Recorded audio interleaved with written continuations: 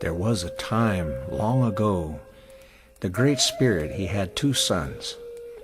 And one day he called in his 2 sons, and he said, "My sons, it is my desire that you should both go down and be born upon the earth, and live there for a time as men." And so it was, these 2 sons of the Great Spirit came and were born here upon the earth. And when they grew up, both of them became chiefs of their people. Now the first one had come to be known by his nation as the Fat Chief. And the Fat Chief was a man who was very much loved and honored and respected by his people. And this is because he was a very good leader. He took very good care of his people. He always made sure the people had good places to camp, where there was plenty of grass for the horses, plenty of good fresh water to drink, and plenty of game for the men to hunt so they could feed their families. The Fat Chief himself, he had many horses. And if you were to see them, these were beautiful animals. They always had very nice, sleek, shiny coats. And if you were to see the lodge where he lived, his teepee always had a beautiful white cover. Everything was very neat and very clean. The Fat Chief had a wife, and his wife was a woman who was always very jolly. She would always greet visitors when they came into their home and make sure that they had something to eat and something to drink. And the Fat Chief himself would often spend many hours talking to the children. He would sometimes tell them funny stories to help them smile and laugh.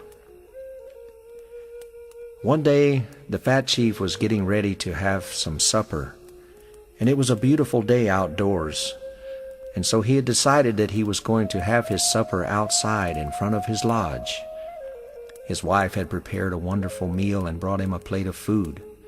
And he was sitting there just getting ready to have a bite to eat, when all of a sudden there came a strange sound from out of the brush. And when the Fat Chief looked over where that sound was coming from, here coming towards him from out of the brush was a young woman. And she was holding the hands of 2 little small children.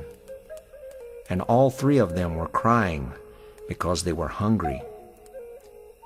You see, this young mother had just recently lost her husband in battle, and she had no one to provide for her and her children. So the Fat Chief called over to her and he said, "Sister, here, come over here. Come and bring your children. Come and sit down and have something to eat." So the Fat Chief brought over this young woman and had her sit down with her children, and he wiped their tears, and he fed them all some supper till they were no longer hungry. And after they had had plenty to eat, then the Fat Chief took the 2 little children and sat them in his lap, and he began to tell them some funny stories.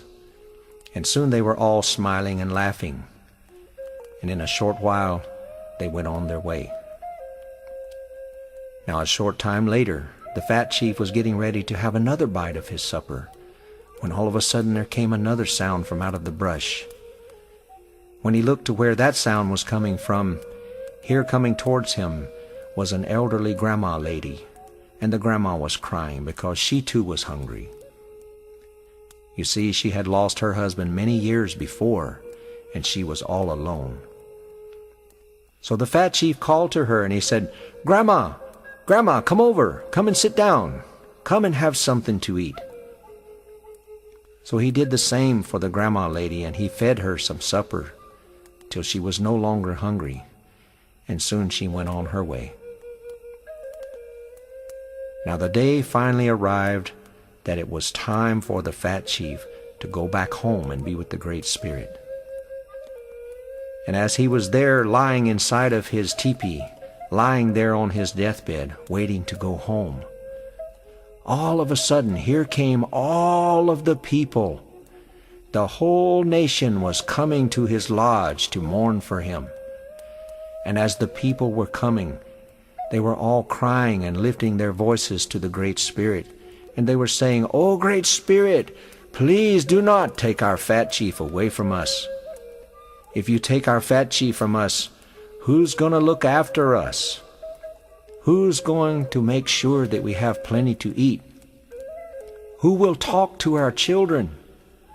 Please take one of us instead, but do not take our fat chief away from us.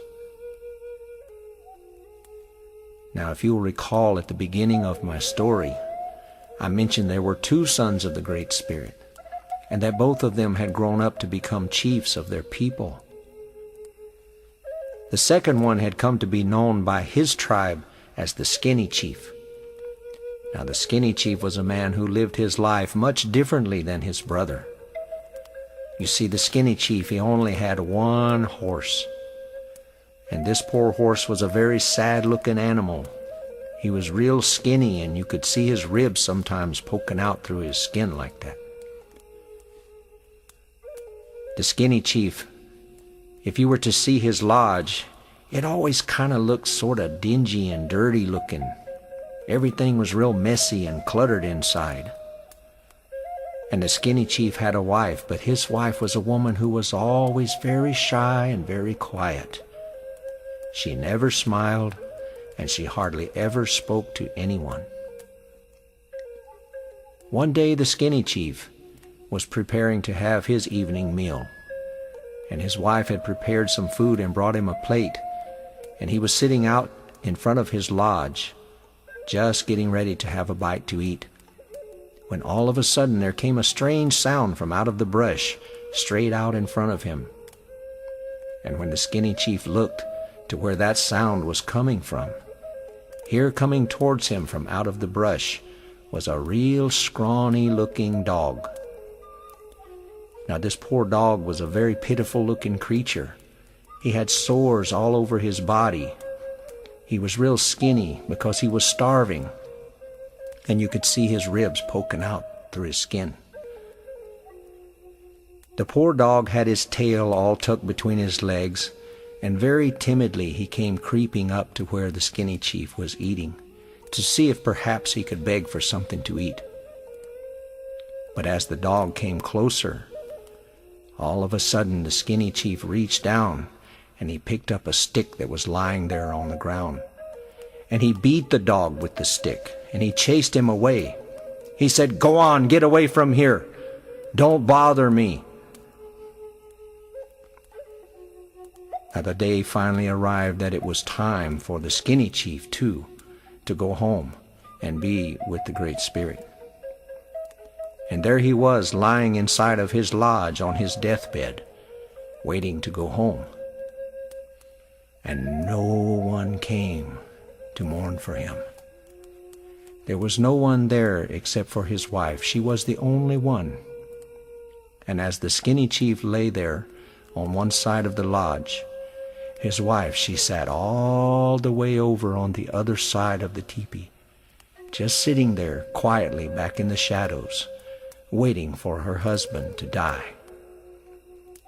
And as she sat there, this woman, she had one little small tear that slowly rolled down her cheek. But over on the other side of her face, she had just a little bit of a smile, because she knew that soon she was going to be free. Now, with these thoughts in mind, I would like for you to take this story and share it with your family and your friends, your neighbors and your relatives. And ask yourself this question: when the day finally comes that it is your time to go home and be with the Great Spirit yourself, how would you have all of the people who know you to think of you and the time that you had spent walking here on this earth? Would all of those people think of you in the same manner as they would think of the fat chief or the Skinny Chief?